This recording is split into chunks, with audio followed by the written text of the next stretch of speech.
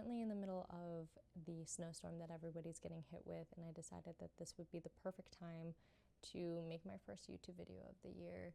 I woke up earlier than I usually do. I usually wake up as close as I possibly can to when Letty wakes up, and then I do my morning routine. I get her up and feed her, and then it's just full launch into motherhood. But today I wanted to, one, film this for you guys.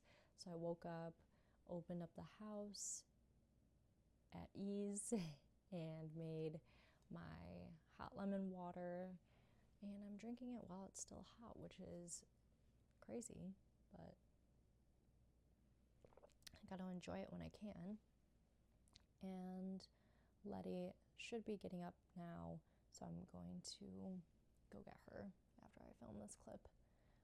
But I hope that everybody is staying safe and warm and is having a great year so far. I know we're just about a month into it, but you know, New Year's brings good things, new vibes, and I hope the best for everyone, and I hope that I can stay consistent with my YouTube videos.